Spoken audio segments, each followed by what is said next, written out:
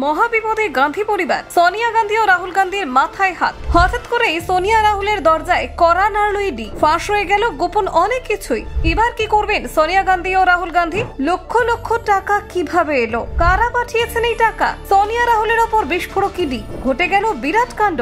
দেখুন ঠিক কি ঘটলো। গান্ধী পরিবারের বিরুদ্ধে একের পর এক বিস্ফোরক অভিযোগ ইডির। সোনিয়া গান্ধী রাহুল গান্ধীদের অনুরোধে তাদের সংস্থাতেই বড় বড় অঙ্কের অনুদান দিয়েছেন কংগ্রেস নেতারা, এমনটাই দাবি এনফোর্সমেন্ট ডিরেক্টরেটের। সূত্রের দাবি, ন্যাশনাল হেরাল্ড মামলায় তদন্ত করতে গিয়ে বিস্ফোরক তথ্য উঠে এসেছে তাদের হাতে।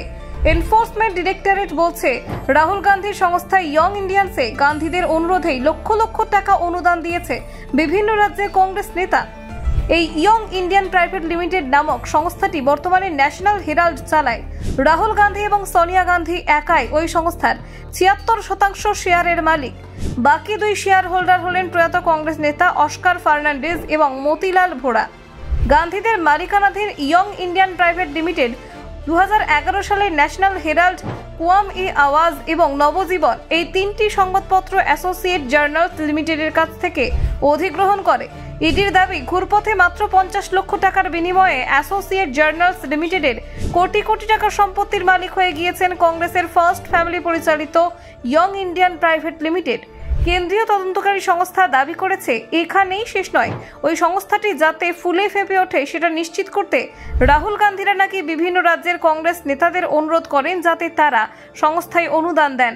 ফার্স্ট ফ্যামিলিকে খুশি করতে বিভিন্ন রাজ্যের কংগ্রেস নেতারা লক্ষ লক্ষ টাকা অনুদান দিয়েছেন। সেই তালিকায় রয়েছেন কর্ণাটকের বর্তমান উপমুখ্যমন্ত্রী ডি.কে. শিবকুমার, তেলেঙ্গানার বর্তমান মুখ্যমন্ত্রী রেবন্ত রেড্ডি সহ বিভিন্ন রাজ্যের নেতা। প্রথম সারি তো বটেই, তুলনায় ছোটখাটো বহু কংগ্রেস নেতাও বড় অঙ্কে ওই সংস্থায় অনুদান দিয়েছেন। 2022 সালেও রাহুলের ওই সংস্থা মোটা অনুদান পেয়েছে, এমনটাই দাবি ইডি সূত্রে। কংগ্রেসের তরফে এই অভিযোগ নিয়ে এখনো পর্যন্ত কোনো পদক্ষেপ করা হয়নি। উল্লেখ্য, ইডি ইতিমধ্যেই আদালতে অভিযোগ করেছে, সোনিয়া গান্ধী ও রাহুল গান্ধী ন্যাশনাল হেরাল্ড দুর্নীতির মাধ্যমে 142 কোটি টাকা পেয়েছিলেন। 2023 সালে ন্যাশনাল হেরাল্ডের সঙ্গে সম্পর্কিত 751.9 কোটি টাকার সম্পত্তি বাজেয়াপ্ত করা হয়। তার আগে পর্যন্ত এই বিরাট পরিমাণ অর্থ ব্যক্তি স্বার্থে ব্যবহার করেছিলেন তারা। এবার এনফোর্সমেন্ট ডিরেক্টরেট আরও বিস্ফোরক দাবি করল। প্রসঙ্গত উল্লেখ্য, সোনিয়া গান্ধী এবং রাহুল গান্ধী হলেন ভারতীয় রাজনীতির দুই গুরুত্বপূর্ণ ব্যক্তিত্ব। সোনিয়া গান্ধী একজন ইতালীয় বংশোদ্ভূত ভারতীয় রাজনীতিবিদ এবং ভারতীয় জাতীয় কংগ্রেসের প্রাক্তন সভাপতি। তিনি ভারতের প্রাক্তন প্রধানমন্ত্রী রাজীব গান্ধীর স্ত্রী। রাহুল গান্ধী হলেন সোনিয়া গান্ধীর পুত্র এবং ভারতীয় জাতীয় কংগ্রেসের একজন নেতা। সোনিয়া গান্ধী 9 ডিসেম্বর 1946 সালে ইটালির ভিসেঞ্জার কাছে একটি ছোট্ট গ্রামে জন্মগ্রহণ করেন। তিনি ইংল্যান্ডের কেমব্রিজে ভাষাশাস্ত্র অধ্যয়ন করেছিলেন এবং যেখানে তিনি রাজীব গান্ধীর সঙ্গে দেখা করেছিলেন এবং 1968 সালে তাকে বিয়ে করেছিলেন। Bureau report, news prime Times.